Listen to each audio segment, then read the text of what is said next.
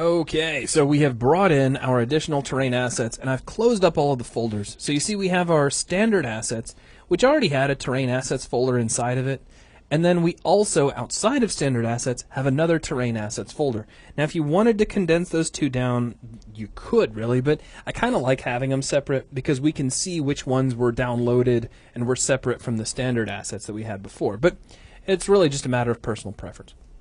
So our next step is to create the procedural texture that will automatically cover all of our terrain. And we can get pretty in-depth with this. We can have a texture which automatically takes into account the angle of all of these slopes of our terrain and applies cliff textures where things get a little bit too steep. We can, at the same time, while we do that, we can also have different textures be visible at various elevations. Now, I'm not going to be utilizing all of that. As a matter of fact, all I'm really interested in is a base texture and a cliff texture. Because as far as I'm concerned, we don't have a great variety of different elevations here. This level that I'm building is just going to be a snowy area with some rocky cliffs just to keep things visually interesting. So let's select our terrain. And then we're going to come down to the Terrain Toolkit, which is currently closed up. So let's take the terrain base object for now, and we'll close it for the time being. And we'll close up the Terrain Collider, and we'll re-expand the Terrain Toolkit just so that things are nicely up here where we can see them. And we're going to switch over to Texture Mode. Now, it starts off by warning you that no textures have been assigned and that you need to add a texture. It does this in red, so it's nice and painfully obvious. We're going to click on the Add Texture button, and we get a texture. It's the most awesome, beautiful texture ever. So if I was to zoom in here, it's a great big checkerboard pattern, and all over it, it says, add a terrain texture. So you're not going to accidentally forget. Now, let's take a look at what just happened. We did get a texture. It's a copy of this really funky checkerboard, and notice where it's placed. It says cliff texture. This is the lowest level texture you can add, is what's going to be visible on your cliffs. Now we can change this. Obviously we don't want to keep the checkerboard, so there's a little tiny select button here on the thumbnail for it. We're going to click that, and this will give us all of the various textures we have access to, which has been expanded pretty significantly now that we've added in those additional terrain assets from the previous video. We have a cliff texture here called Cliff Layered Rock, and that's the one that I think we're going to use. So let's just go ahead and double click on that. And that immediately gets added in. Now I'm going to use Alt and right mouse and kind of zoom away. And you'll see that it repeats quite a lot. And we'll take a look at how we can fix that a little bit later. For now, we don't really need to worry about it. The good news is we do have a base texture down, which already looks a lot better than having everything just a flat white. Now, we also want to have a layer of snow, which is going to be applied to all of the surfaces depending on the angle of the surface. So really steep things will still have a bit of the cliff face showing, and then areas that start to level off, it's going to start blending into snow. And how do we do that? Well, it's very simple. We just need to add another texture.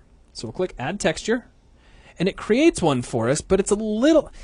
Okay, I'm not complaining, but it can be a little hard to see if you're not used to the interface for the Terrain Toolkit. We have it right here. It just says Default, and there's a little tiny circle right next to it. It just kind of magically appeared out of nowhere. Now, we could click on the little X next to it and delete it. So let me add one back in. So click Add Texture, and you see it pop in right there. Now, if we click on that tiny little circle, it brings our Load Texture window back in, so now we can choose our next texture. And coming in with our terrain asset package that we just loaded in the previous video, we have snow.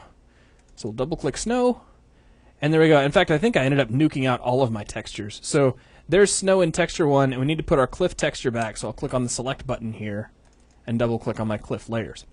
Now you might be wondering, well, I just added snow, and I have my cliff, so why don't I see the difference? Because we need to apply the procedural texture. Now, you're probably wondering, how do we apply the procedural texture? I know I'm wondering, because I'm sure it couldn't have anything to do with this gigantic Apply Procedural Texture button. So yes, of course, click this, and check it out. We have a little bit of cliff showing on the really steep edges, and everything else is just covered with snow. Now, there is a warning with this Apply Procedural Texture button. This is also kind of like the big, shiny red button that you don't want to push in certain circumstances. That's absolutely right. If you have been hand painting a lot of your textures, this erases all of the work that you've done and replaces it all with just procedural textures. So be really careful about that. Now, we do need to make some changes here because I'd like to see a lot more of this cliff face showing up. And to change that, we need to come up here to the top where we see texture slope. This controls how we go from our cliff texture to the combination of all of our elevation textures. Right now, we only have one elevation texture, being just our snow layer.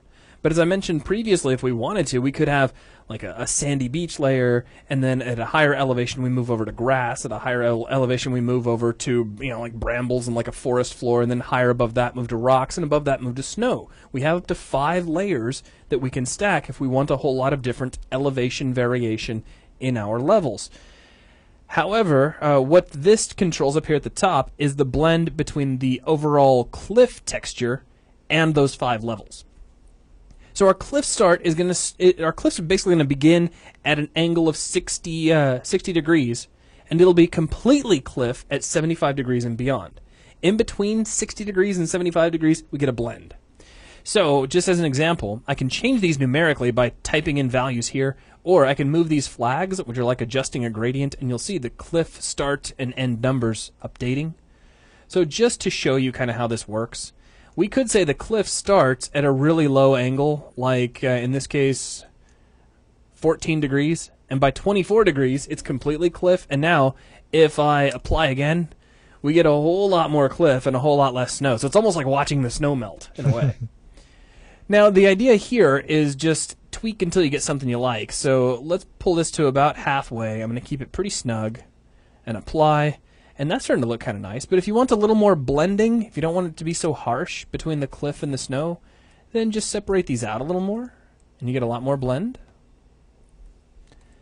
And that's starting to look kind of good. Mm-hmm. So we can just kind of, rotate around. And don't ever, for any reason, think that this is the be-all, end-all. This is not how your textures have to look when you're done. This can just be a starting point. In fact, that's how we're going to treat it. We're going to use this as a base upon which to create the final texture look for our level.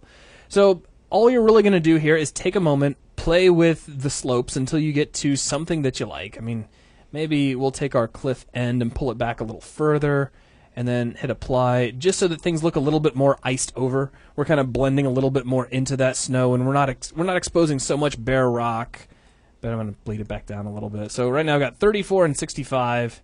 And that's pretty good. I'm going to smack my hand and make myself quit tweaking now, and we'll just leave it like that. But that's all I wanted to point out here in this video. Now, I am not going into the various texture height areas. You'd need more textures to do that. Right. Since we're only using cliff and snow, we don't need different elevations. But that is something that will be explored in the Terrain Toolkit videos, which are a part of the Fundamentals series. So if you're curious about how all that works, you can jump right to those videos and then come back here. However, this discussion has already covered everything I want it to. So it's something you want to throw in, Lee? Yeah, a little sidebar. For those of you who have used the Terrain Toolkit or have seen it in operation previous to Unity 3.0, it used to look a little bit different than it does now. I believe it's just because this was written with the old Unity in mind, it has broken. It's still functional, but the look of it, as you were pointing out, you weren't happy with it. Right. In the old version of Unity 2.6, you actually got a little preview patch for all 6 of the textures, the 5 layered textures plus the cliff. And that has been is broken in 3.0 right now. Well, that's actually really good to know, because if for some reason between now, when we're recording this video, and when you get to watch it, things do look a little bit nicer, and you're thinking that things are just messed up on my end, well, it's probably because they are. Because at that point, I will have been using a slightly dated version of the script. However, at this time, the individual textures beyond the cliff texture don't have their own preview. So just something to know, and thank you for pointing that out. I think, though, that's going to wrap things up for this video, so we'll catch you in the next video where we will take some time and actually paint on some additional texture.